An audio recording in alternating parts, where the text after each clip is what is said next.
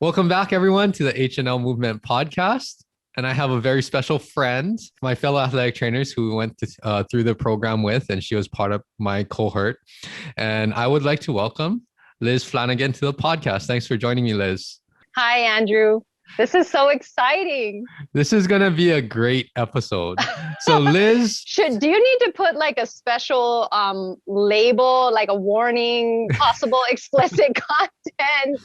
Maybe not for children under the age of, I don't know. Just giving that warning out there. Yes. But no, we always have great conversations, and it's good to catch up because, with us being busy with our careers and family and everything, we don't get to talk as much as we did before. But First, let's start about your story. And a lot of this we probably haven't even talked about because, in grad school, we're so busy that we get to know each other, but we don't really fully know the entire story. So the first thing that I will say about you is everyone listen to this episode because you are the most local person that's not from Hawaii. And I am the most haole. And I mean, when you came here, I was like, you're not from here, because it was just like everything about you understand the culture. I'm pretty sure on the first day of class or that first week of class when I was the liaison. Yes. Like liaison, literally. That was the title that Dr. Cleary gave me, liaison. And I was like, okay, I got this. Talking with everybody. Next thing I know, they're like, oh, you're from Waianae. Wait, no. I'm not from Waianae. I'm not from Waianae. No. So let's start there. That was interesting. Let's start there. Where are you originally from? And what was your childhood like? Oh my goodness. I have the coolest childhood. So I'm from Wyoming, which when I am teaching at Waianae High School now, and I tell my kids, oh, I'm from Wyoming, they're like, is that on the Big Island? No. It's not on the Big Island, you guys. It's a state, one of the 50 in the United States. Yes.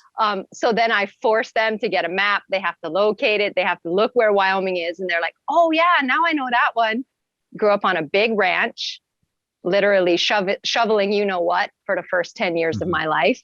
And I only had one older brother. So it was just him and I and my stepdad, who were basically tending to all the animals, farming, ranching, maintenance, everything you can possibly imagine. We didn't move into town until I was almost into high school. And that was when I got my 1975 F-250 Ranger lifted with big, huge tires, so excited to show up on my first day of school in this massive truck, license plates that said LZRD, lizard, LZRD. How's that? I grew up like any small town, Midwest country girl, worked hard, never in a million years even knew about what athletic training was in Wyoming, never knew. And so now looking back, like all of my classmates, I think I had 22 classmates in my graduating class. Oh. They're like, wow, you're an athletic trainer and you live in Hawaii. And I'm like the coolest person to leave Wyoming. And I'm sure many of them who are going to probably watch this podcast are thinking the same thing. Like, wow, look at her background. It looks so beautiful. No, that's not a virtual background. That's literally your backyard. Yeah, it's literally my front yard. And this is Bailey. Sorry, she's getting a little excited. Relax, Bailey. Now I think having grown up how I grew up, it gave me a really good work ethic, number one. Number two, I really appreciate places like this because it's not winter for 9 months out of the year. But recently, actually, Andrew, and I don't even know if you knew this, but I got to go home for the first time with all the kids to Wyoming. It was the first time I went back in 7 years. But the first time I had a Wyoming winter in 14 years. Mm-hmm. And can I tell you, when we got off the airplane, I was like, you know what? Maybe not. I don't think I can do this. It was like 6 below zero with the wind chill, getting off the airplane, having to walk through a terminal in middle of nowhere, Wyoming. And they couldn't even pull out the ramp for us to get out of the airplane because it got frozen and they couldn't de-ice it. So we had to take the emergency exit off the airplane and walk into the airport. I couldn't even believe it. The kids were so shocked. Maka was just like, it hurts. Mom, it hurts, feeling the ice cold wind blasting his face. He had no idea how to respond. It was hilarious. You are But definitely it was, spoiled living in yeah, Hawaii.